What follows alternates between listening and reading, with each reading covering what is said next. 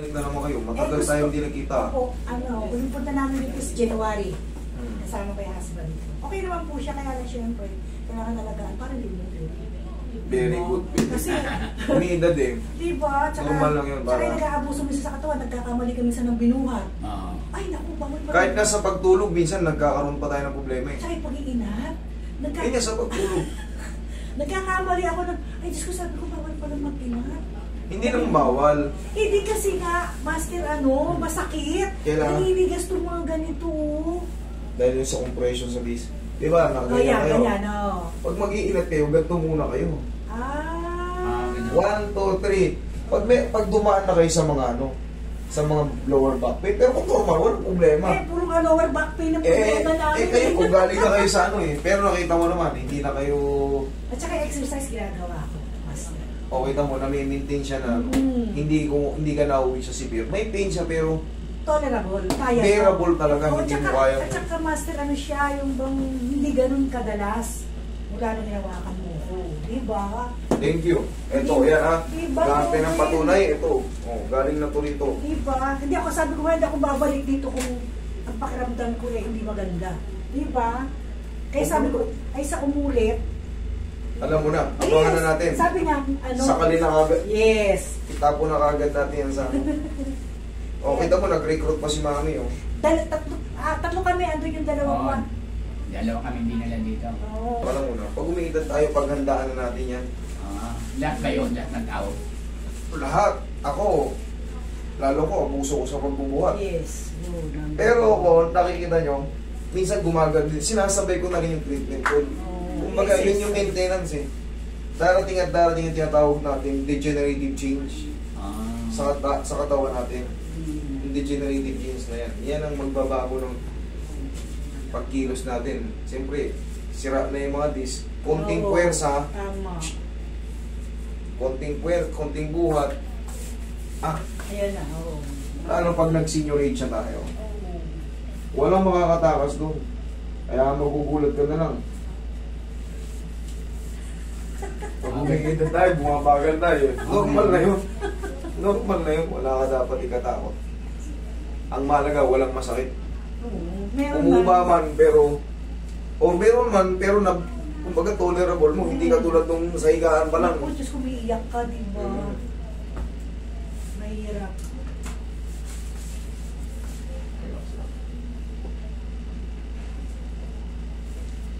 Tayo ka saglit.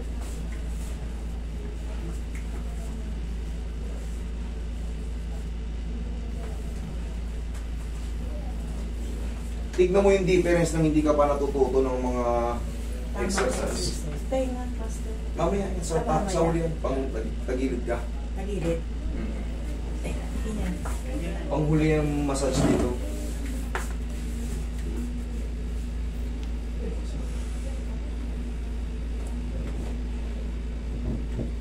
Kabilang side.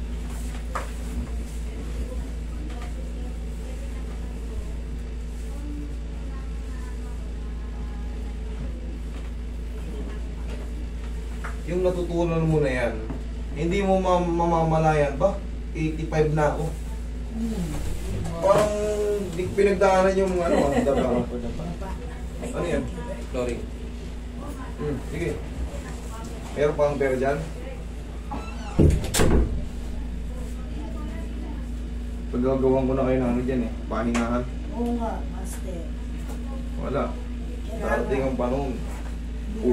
Iinit, uulan. Ayan, lagyan ko ng 3 sopa at kama. Tapos aircon, Yes, galing. Para relax yung mga pasyente. Lagyan ko ng TV. Oo. Para bilibang. Ibigay mga vlog nyo rin dyan. Hindi yung mga vlog nyo rin, mga biyahe niya sa hindi nagsasalita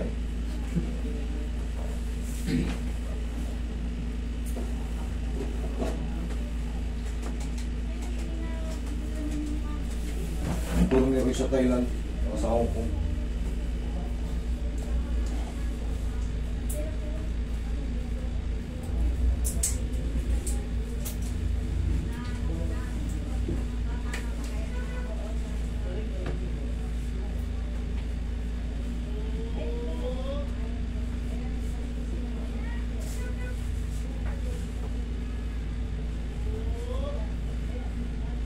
tuhod mo, healthy naman, no? Opo. Wala pa mo talaga master number one talaga.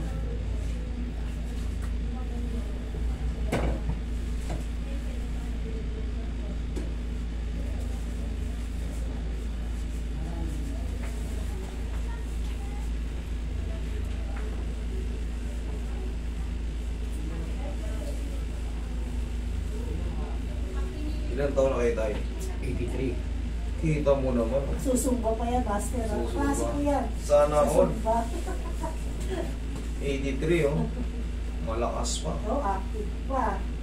Talo pa nga kami sa lakaran yan eh. Oo. Mahabang lakaran. Maintenance lang. Talaga kailangan. Kaya rin hindi niya talaga yung kanyang ubar. Normal na yan. Talaga pag pinaano mo yan, pag pina-MRI mo yun, or X-ray, makikitaan na yan ng mga yung parang kalsipik. Yung sa welding ba, yung mga ribari baba sa gilid. Normal lang yung lahat tayo dadaan dyan. 60 nga lang, 50 nga lang, meron ng ganun eh, kayo pa 83. Sipin nyo, pero mukha pa kayong ano, strong na strong. Yes. Hindi pa laglag yung mga ano nyo. Okay pa lahat yan. Oo, yung iba laglag na yun pagka nag-70. Wala pang laglag na muscle. Maganda yung healthy living nyo, tayo. Kaya nga lang yung lumbar, yung lumbar ko ang hindi sumasakit minsan. Dalawa na ang dalawang beses ka na, tatlo. Tatlo ngayon. Ngayon, Tatlo. pero ang tagal nito bago bumalik. January pa yung uli. Hindi January, December yata. December ang November nga tayo eh. Last year pa yun. Yung una, November. Yung una yung November, last year. Tihaya mo.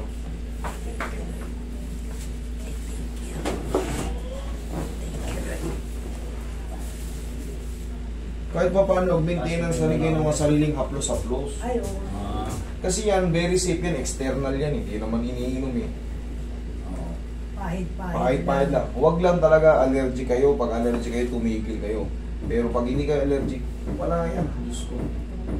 Ginhawang makaramdaman nyo dyan. Relax na. Inhale. Exhale. Itong nagpagaling sa'yo. Naramdaman mo yun? Yan ang nagpagaling. Naya-align. Yan. Yan ka lang muna. Yan mo lang muna mo kasingaw. Refresh ka na naman yan. Alam mo na yung discard dyan. Yes. Normal na yung 1 to 2 days. Para may mga mild pang ano. Pero in the long run, kapansin mo, bihirang-bihira na sumumpong yung mata natin. Tama ka, master. Pero ano na lang. Minimal. Hindi na siya yung... Katulad nun, talaga, Diyos ko na lumakad. Bawal Tatayo ka magsumba. lang. Tatayo ka lang sa higaan. Oo, hirap na hirap ka, di ba? Kulang lang, tawagin yung sumin nanay. Nay, tayo mo ko. Pero... Ngayon, okay na siya. Okay, di ba? Di ba talaga pag na-align mo, master? Ibang-iba, maniwala kayo. Yung iba, kinokontra, siyempre. May sarili-sarili tayong belief eh. May sarili-sarili tayong pinag-aralan sa ano. Tsaka kung Mataas ba ng pinag-aralan nyo, pero yung actual, nakikita nyo na yung result eh. Nakikita nyo na yung result.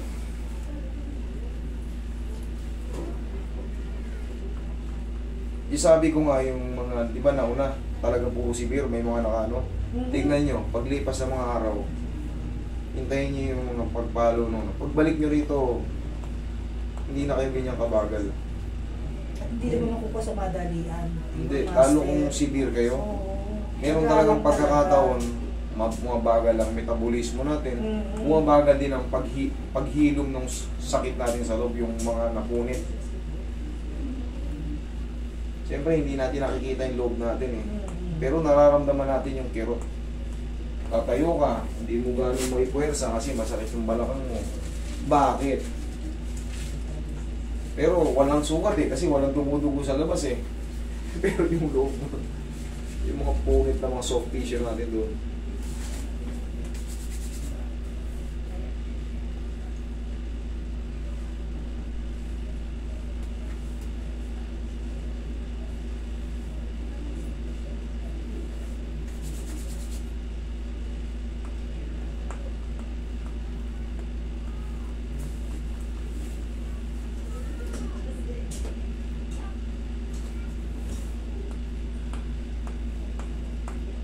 Oo.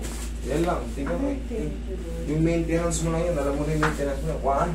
Tsaka ikaw. Oo. tama ng paglipas ng mga 3 buwan. Sabi ko nga sa inyo, 3 buwan, magpa-reset kayo kahit wala. Pagka senior citizen na tayo, normal niya na makakaramdam tayo ng mga sakit-sakit ng katawan. Aabot ka anak ng ano eh. Aabot ka ng ganun. Oo, masakit. Parang may sumakit na. Okay. Kasi hindi na tayo sanay sa mga yumapi. Nawala na sa atin yung mga tinuturo no. 1, 2. Mga bending. Nagaganyan ba tayo? Hindi na. Kakain tayo, nood ng TV, maya tulog. Higa. Ganun na lang. Ito, yun. Sige ma'am. Si Kuya. Huwag lang kayo maligo today ha. Oo. Okay.